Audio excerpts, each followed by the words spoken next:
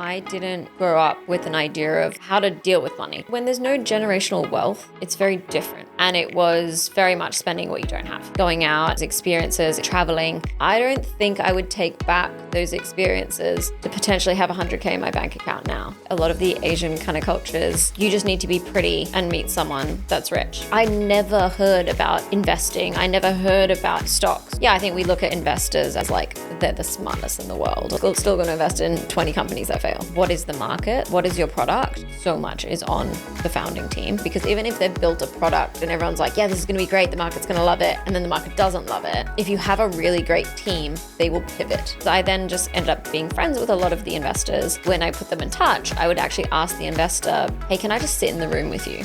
I'll be a fly on the wall. She's clever. And just learn, like, what questions are they asking? I was taking time out during the day to sit into these rooms, and I would go to events every single night to meet people, network, and I basically didn't have any night off for a very long time. It was a lot for a lot of years, but it absolutely paid off. So our journey with the curve has been quite unexpected, I would say. We started off like really just doing events, then we did podcasts. All of a sudden we're a business, and we've had to learn quickly what the hell we're doing. And along the way, we've met some incredible people. Like, they've become mentors, they've been advisors for us, some of them have invested in the curve. So we got an email a couple of months ago from one of these people, and his name's Michael Watkins.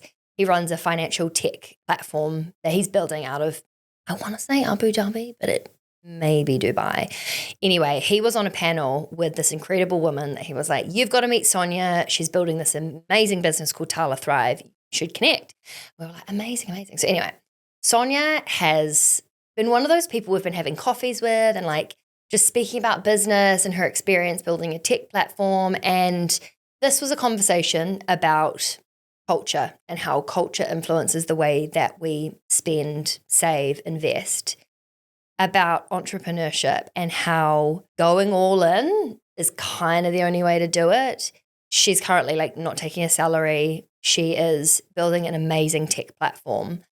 But actually what I found the most inspiring about this conversation was just how open she was about the influences of how she grew up and how she saw the world and how she spent money.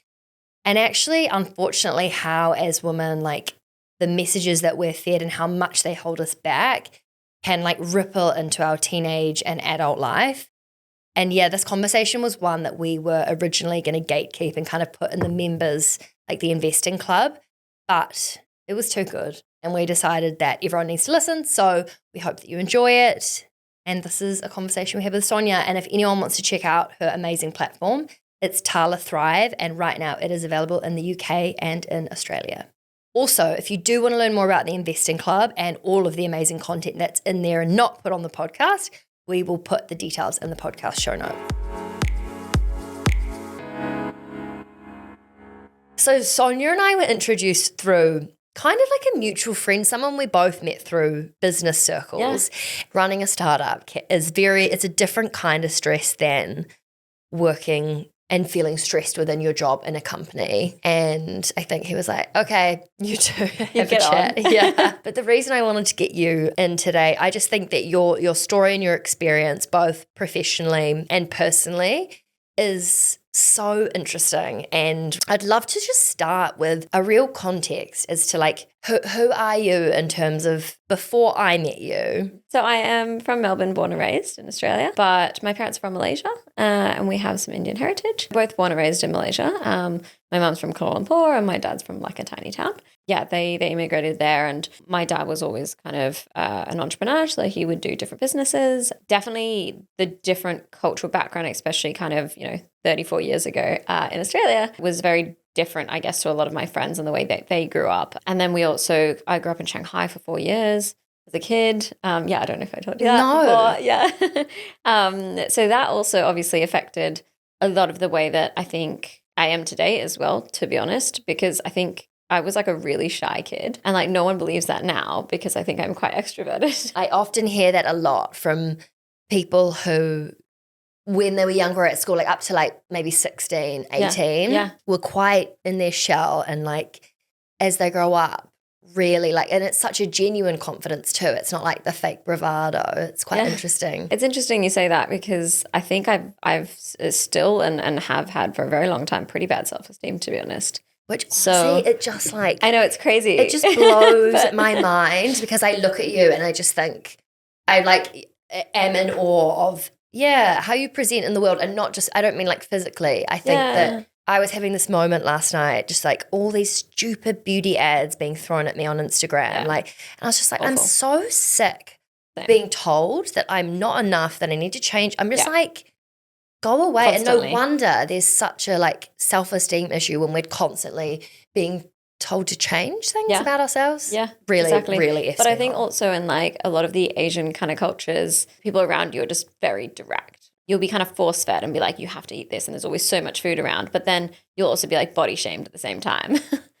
And it's such like how does this work? Because, you're telling me to eat constantly, or I'm not eating enough. And then you're kind of saying that I'm fat. And like, so it's like, I grew up being told that like I should put makeup on. I was fat. I like, didn't look good. Like I've never been over 52 kilos. Like logically, I know I've never been overweight. But when you're told that so much growing up, can I just also say she's quite a little petite person? She's not like 7 foot and no, exactly. No. People are listening and might be like, oh my goodness. No. I'm like 5'3", so just context on that. But I think it was just like logically you can kind of understand that like, okay, I've never been like overweight, but it's just when you're told that so much, especially growing up as a young woman, you just don't have the best self-esteem, I guess. And a lot of kind of when you're growing up in Asian families, I had an older brother and he was always the smart one. He was the one that would, get educated, and he was always smart. And like, it was always like, oh, like if they needed anything like my parents or anything like that, they'd always go to him. It's really common. Like you see it a lot. Is it because it's super patriarchal historically? Yeah, I think it is still to that degree. I mean, so many women and Asian families like get educated. Like now it's incredible, but it was very much like you just need to be pretty and meet someone that's rich, basically, and like they look after you, right? Your looks are your value, not your brain. Exactly. So that's why they also, I think, in their weird way of loving you, kind of tell you that you need to lose weight or you need to put makeup on or you need to like look a certain way, right? Because for them, it's like that will give you a good life. It's so interesting. I have like a friend of a friend is this is, you're like, where are you going with this? But she is a Victoria's Secret model. Oh, wow. And I remember being in a taxi with her once and she made some comment about how like the way her eye smiles or something.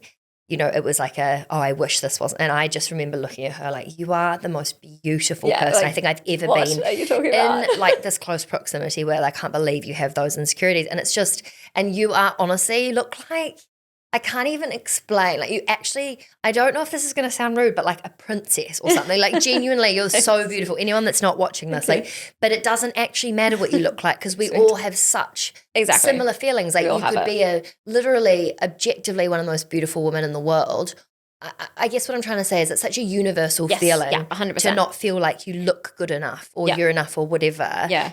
And it's so sad, actually. It really is. And I think a lot of that time when you're younger, like really affects like, the way you are now and the way you present yourself and the way that you feel, right? But I think for me, it's just taken a lot of work. Whatever experiences you go through, like if you do want to change how you feel about something, then it is going to take a lot of work because it's unlearning a lot. I think for me, it's like hitting those certain points of going, okay, I'm going to get a degree. I'm going to like, have this career. I'm going to do this or whatever. And those are the things that I think have now made me feel better about myself. I still feel like I definitely struggle with like imposter syndrome and self-esteem and stuff, but I feel like I've come so far from where I was. So, and if we were to think about specifically your journey, how have you evolved in the way you relate to money and finances?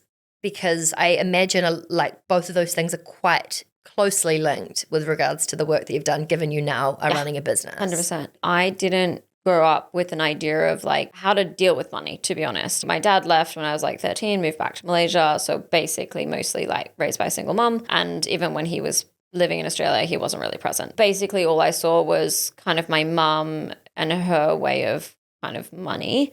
And it was very much spending what you don't have. For her, she also very much values physical possessions, because growing up in Malaysia, she didn't have that much when she was younger. And so having these physical possessions, I think to her is really valuable. And that's what, she feels like she's made it, or makes her feel more stable to some degree. Whereas I think for me, like, I still grew up working so much. I think my first job was at like 15. Even before that, when my dad had businesses, I was like 11 and I was like working with those type of things. So I started uni at 17, full-time uni, which was a psychology and science bachelor, which meant I was like, I had to be at uni for 20 hours a week. Like, it was, the contact hours was 20 hours a week, let alone like some of your lectures and things like that you need to do on the side. But I was working about 3 jobs at once, full time basically, and then doing 20 hours. Like, it was a lot. Do you think that was learned behavior, like seeing probably your dad working incredibly hard? Is that kind of, you were just like, well, this is the only option? When there's no generational wealth, it's very different, right? Because I think, for example, kind of my partner, who's Danish and kind of grew up in a very different circumstance, and, there's free education and things like that. I think that if you had a bit of money, he could take a risk with it. I didn't have that option to take a risk with it. And so I moved out at 18 as soon as I could. And I, took a credit card out straight away, because that was, how I would get a car to get around, or to, sustain my living and things like that. So I think I started off from negative rather than starting off from a positive, right? I think anything I earned, for most of my 20s, to be fair, would just spend it. And for me, it wasn't physical possessions. It was going out, it was experiences, it was traveling. It's hard when you start at a different level and there's no generational wealth, and I never heard about investing. I never heard about anything close to stocks or anything like that. When you say, the model you had younger was your mum, who really loved things, because for her that was security and safety, and meant like you are okay. Yeah. I spend what I earn was sort of the model that you had growing up. Or credit card debt. Yeah. Or spending what you don't have as well. So I think I did the same in terms of like, if I was working a lot and I was like, well, I deserve this, I just need a night out, right, with my girlfriends or whatever. So I did it in a similar way, but for experiences and things. And then I didn't have anything to physically show for it.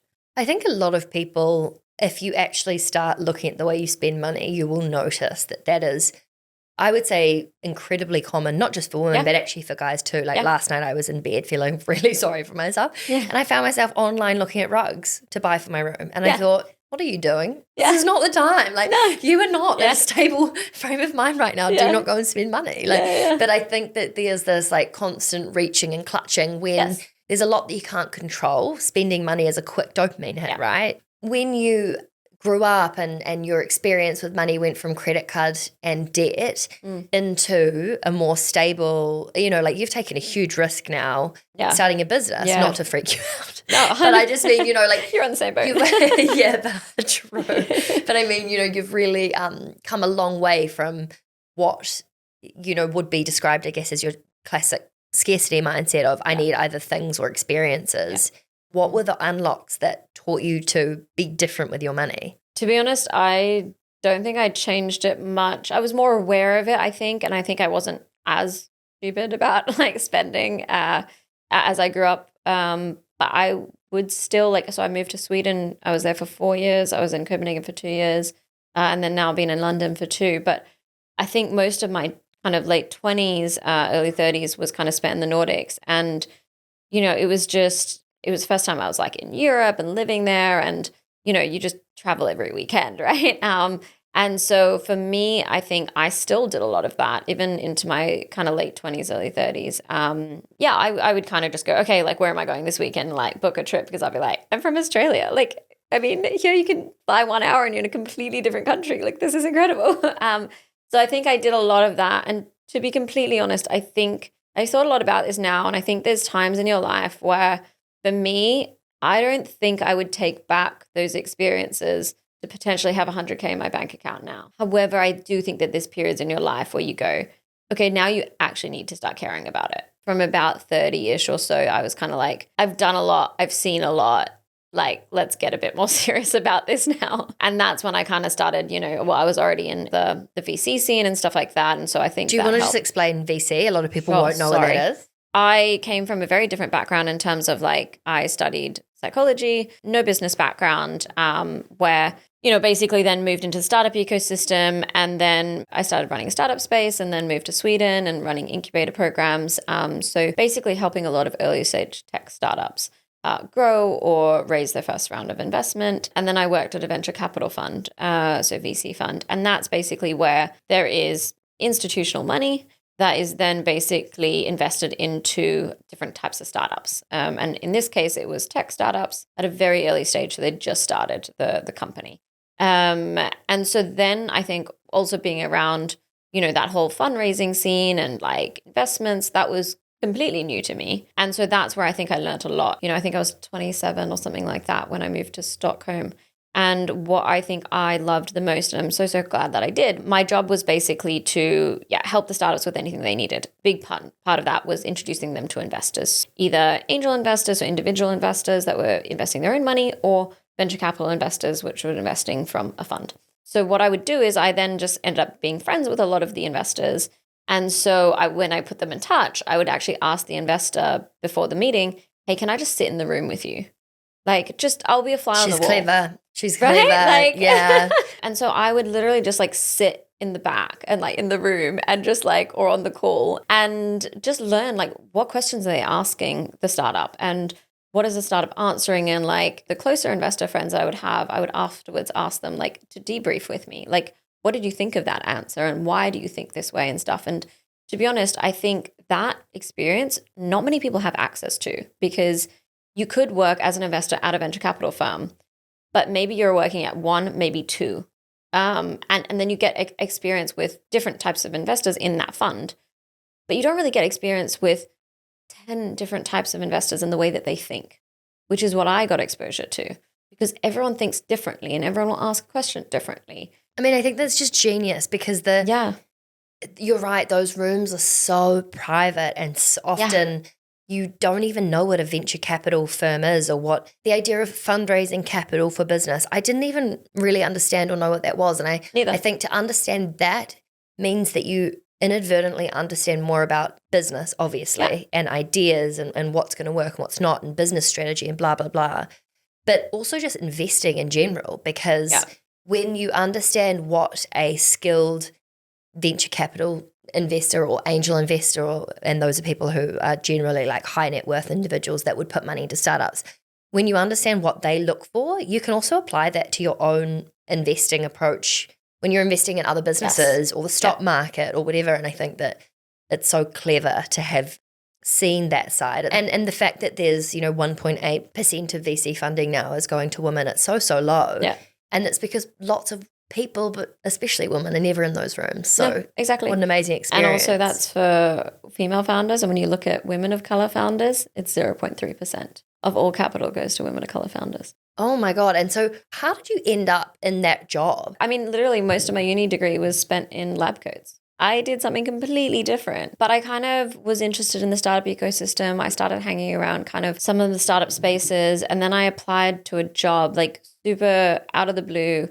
And I was like, there's no point in applying to this. And then I think one of my friends was just like, but just try, why not? And it was basically to manage a co-working space in Melbourne. And so I did 6 rounds of interviews and ended up getting the job. Then, ended up moving to Stockholm because I had a partner at the time that was from there. He was just like, okay, I want to stay in Australia. And I was like, well, I want to move to Stockholm. I want to move to Europe. And so I was like, let's just go on vacation for 1 week. And if I get a job not knowing one single person, not speaking the language, we'll move. And he was like, yeah, sure. Good luck. Yeah, good luck. I could easily accept that. So I was super determined, and I went up with a physical resume up to every startup space, up to every VC fund, co-working space, everything in Stockholm, and ended up having 2 of them keep doing interviews with me after I left. And it was a vacation, right? So then I went back to Melbourne. Wow, that's so ballsy and cool. Yeah. And then one of them offered me the job. So I ended up quitting my job in Melbourne and moving over to Stockholm. And then it was a proper startup space. So I think I started as community manager or something, and then ended up being head of startups and running the whole space. And then from that, again, the experiences that I had, and to be honest, put myself into those experiences and situations, because you can just do your job and then leave. I mean, I was working so late at night because I was taking time out during the day to sit into these rooms, right? But it meant that I just worked later in the evenings and I basically didn't have any night off for a very long time. And I would go to events every single night to meet people, network. Like, it was a lot for a lot of years, but it absolutely paid off. Like, I had no idea what a VC fund was. I had no idea what anything to do with like pre-seed, whatever that meant. And, it's like also pre-COVID where like everything was in person. So they'd just like throw acronyms around and you'd be like, EBITDA, this, that. And you're like, yeah. What are you talking like, about? I know this. Like 2 seconds later, so Google. much lingo in the investment much. space. Like, and I don't mean the stock market space. I mean like investing in businesses. Yes. It is Oh my gosh. so outrageous. I remember one we did like a real quick like kind of accelerator to upskill, like how the hell are we going to get capital? We basically like what you probably learned in all of those meetings. We just had to learn on the go, and it was such a lot. Oh my goodness. And you just need to get used to feeling so stupid. Yeah, 100%. Because you just like go, okay, I'm just gonna have to learn this, and like that night go and Google everything, right? Like So yeah. And so let's chat about your investing, your own personal investing. So when it comes to where you put your money, do you have some sort of emergency fund? Do you have a pot of money that you leave somewhere that is your backup should all go to shit? I definitely had a bit more of that before I started my own company. And then obviously everything is mostly in the company now. But yes, I do. I think that's super, super important to have. Do you have a baseline that you won't go below that's your like, I need this? I think 3 months of your living expenses. Yeah. I actually, interestingly, I was 3 and I decided I wanted more. But now that I'm doing it, I'm like, is that a waste? Like, should I just be investing that money? I'm still trying to figure that out. But I think for me, 3 months wasn't enough. I was like, I didn't give me enough security. I didn't actually feel that safe in it. I agree. I think minimum would be that. I think with the economy right now, and it is quite hard to get jobs and things like that. So I agree. I think if you could do 6, great. Yeah. But I think minimum 3 is great. And I don't think a lot of people currently have that. Yeah, I'm like not investing at the moment because I want to get that up more before I go back to investing. When it comes to your short-term goals, whether it's like you go on a trip, like you just said off mic that you're going to go see your godson overseas for his first birthday, like things like that, when you have to pay for whether it be trips or you're planning a wedding, things like that. Yeah, stupid expensive. By the way. Where and how, what do you do with that money? Do you have it in high interest savings accounts? Do you have it in terms of like, what is your approach to kind of like the short term stuff? Yeah. I mean, I think that's different when it's personally, and then when you're, like I'm getting married basically, right? So then it's different when you have a partner, and like, how do you work that out, right? So again, it's different for everyone. We have like our separate accounts, which we should always have, and then, or several, and then a joint account. So for everyday expenses and rent and things like that, it just comes out of the joint account. To be honest, right now with me doing a startup, it's mostly my partner that is supporting. And I think it has just been that conversation where before I started the company, I knew I wouldn't be able to take a salary for a year and a half. Ended up being a year and a half where he was funding our living. But again, it needed to be a conversation beforehand. And for me, I've never not had a salary. Like I said, I worked so much when I was young and then even like throughout.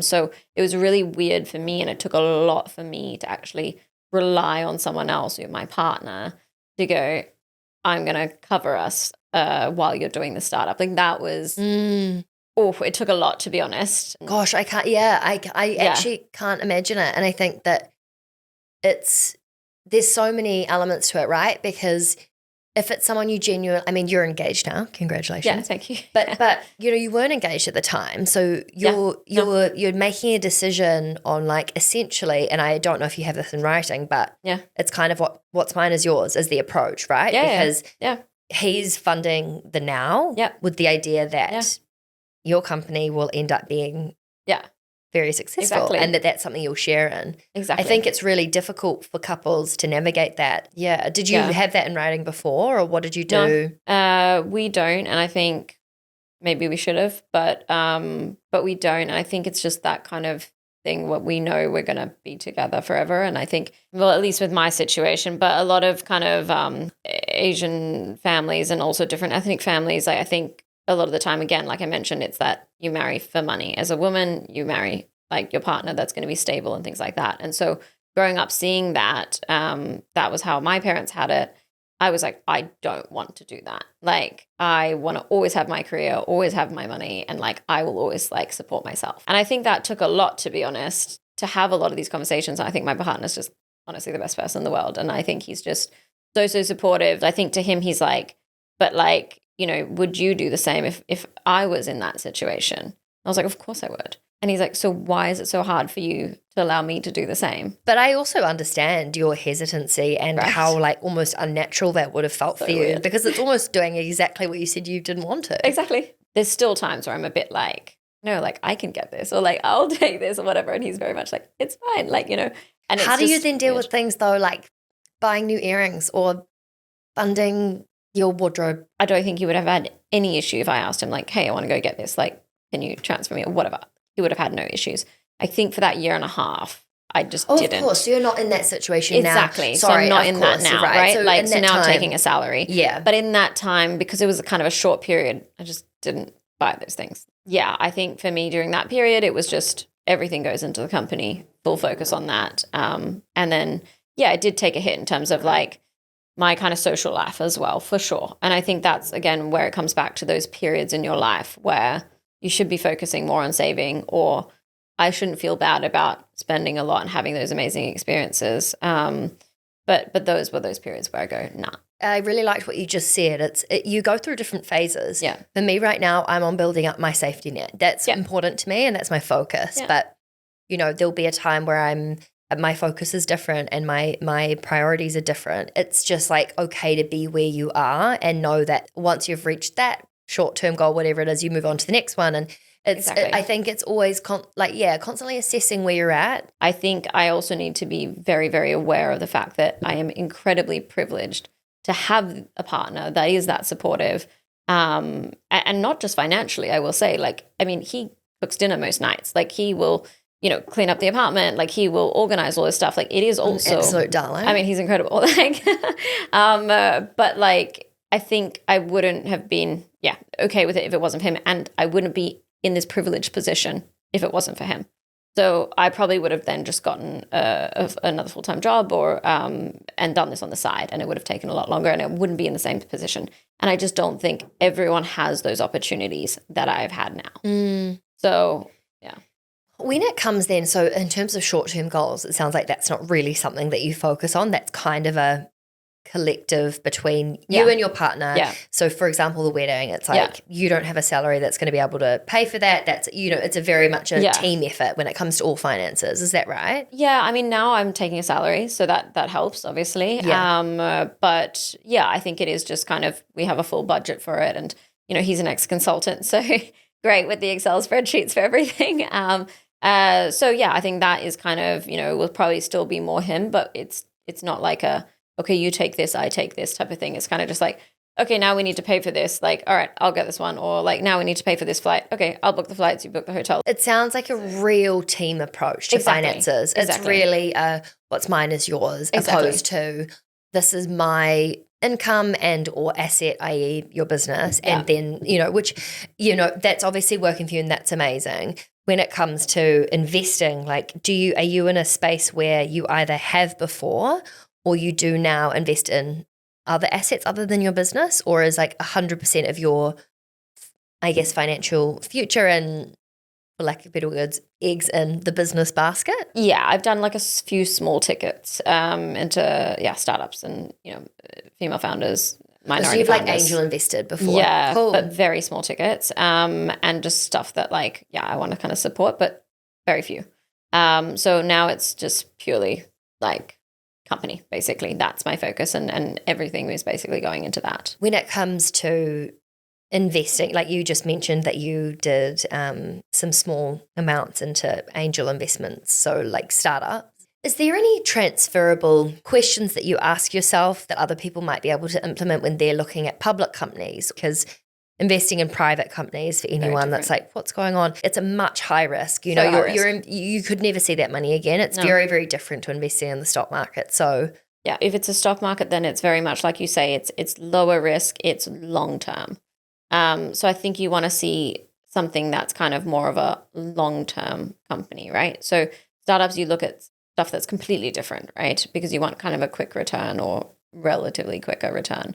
So something, And just to decode that for anyone Yeah. so the idea of angel investing or private company investing is that, as you say, you're wanting to get like a 10x, which basically means like 10 times the money you put in within a time frame. And that might be 5 years, could be longer, could be less. Yeah. But when it comes to the stock market, in terms of the long-term building wealth over a long period of time, that's, 5, 10, 15, 20, 30 plus years. Exactly. Which is why when it comes to the way that at the Curve we teach, that's like sort of the core investments should really be in your long-term things. Yes. You want a bit of fun money, you want to be investing in direct stocks or maybe real even some estate angel, or angel invest, fine. But like it should be a small portion. That's not going to be your wealth generator. I mean, it could be, but it's a much higher risk. Therefore, it should be a much smaller part of your portfolio. 100%. Yeah, it should be the money that you're willing to never see again.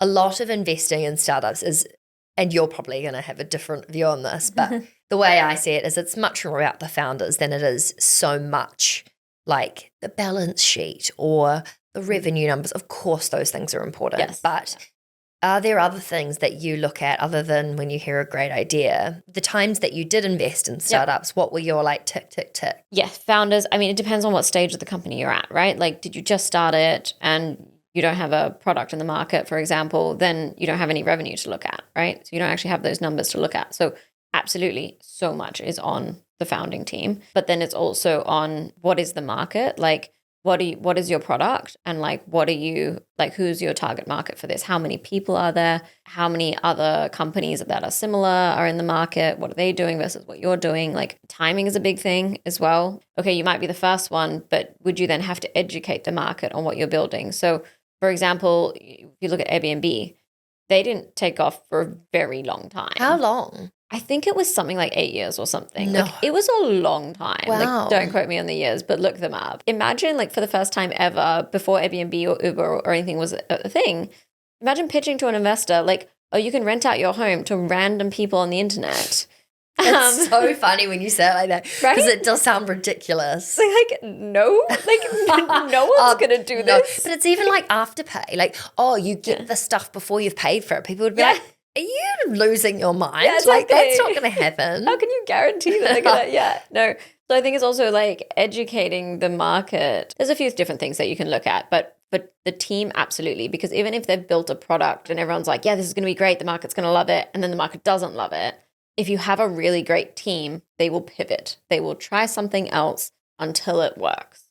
So I would much rather focus on the founding team rather than the product that they're building or the market, because it's such a learning journey, right? I think most startups would have pivoted at some point. Yeah, I guess to be able to see the writing on the wall before it happens, right? It's the long-term strategic mind that is behind a business and making decisions before it's, you're in a shitty situation. I think that thing of constantly communicating with your customers and finding out what they need and want is really, really important. So, but again, it takes the right founder to want to do that and are willing to. Is there any final things that you think when it comes to how you approach money or business that have been really instrumental learnings that you think have allowed you to break free from a lot of expectations or stereotypes of what you should be doing with your time and money? I think one is getting over that kind of imposter syndrome. That's been which big is a for work me. in progress, isn't it? It always is. Constant, right? Because I think a lot of people can make you feel bad about being like, oh, how do you not know this? Or like, how do you not invest in stocks yet? Or like anything like that, right?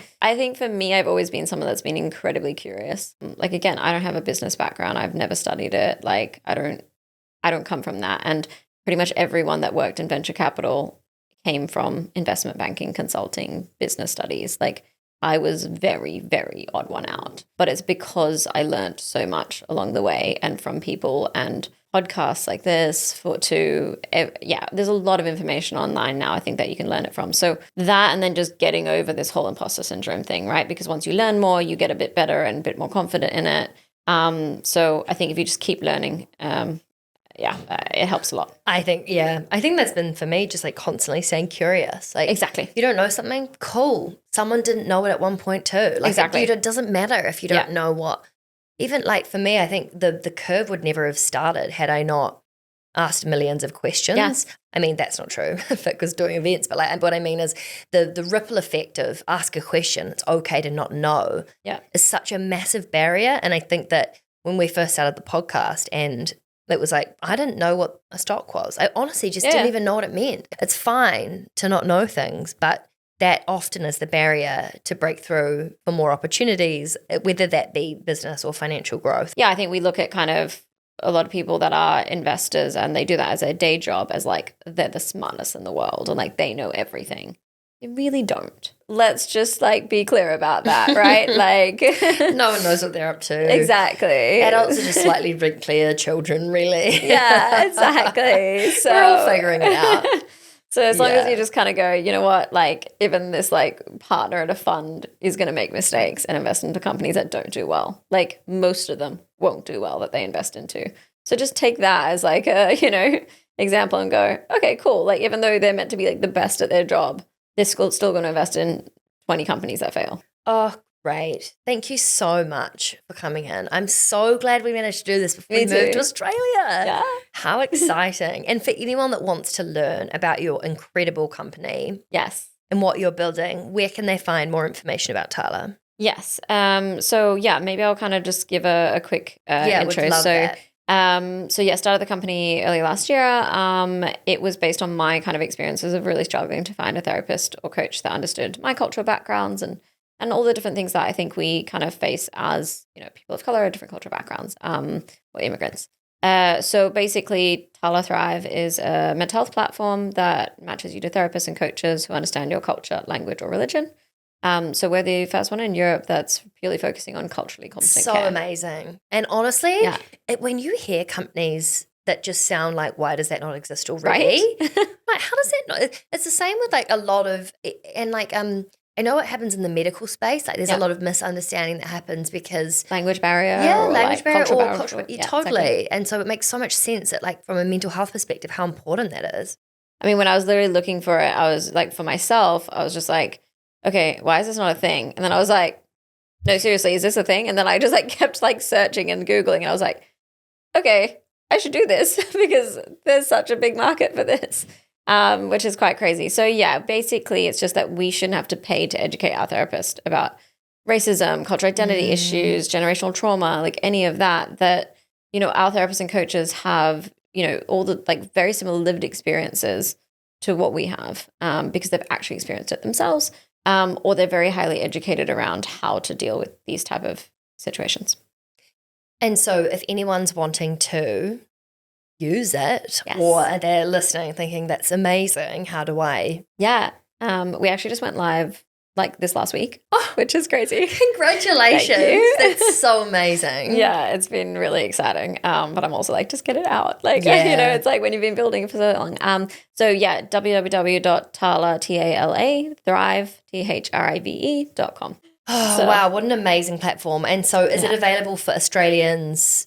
Is it all over the world? So UK and EU currently, and then Australia next year because that's where I'll be expanding it out. And the government rebate system over there is absolutely incredible. Yeah, honestly, yeah. So we don't need to do much as a company for individuals to get free therapy or for heavily rebated therapy. Oh, well, thank you so much for putting out an incredible business that so many people will just get an unbelievable amount of value from, but also thank you for sharing, your life and your story and how you ended up where you are is so awesome to learn more about you. So thanks for having me. Thank you so much for listening to Raising the Curve. These conversations are designed to teach you everything you need to know to be better with your money, from saving to investing to talking with your friends about your salaries, all of that stuff. And if you like what you heard, we would love if you could please hit subscribe wherever you're listening and leave a comment. Let us know what you thought about the episode. And it only takes 1 second and it would really make our week, our month, our year. Yeah. So please do it. Okay. Love you. Bye. Okay, quickly, The Curve was created to empower and educate you about investing, but we are not financial advisors. Our platform exists for educational purposes only, and it doesn't provide personalized investing advice for your individual needs and should not be relied upon to make an investment or financial decision.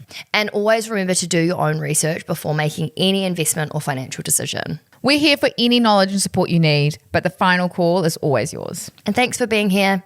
You got this. Yeah, we know you got this.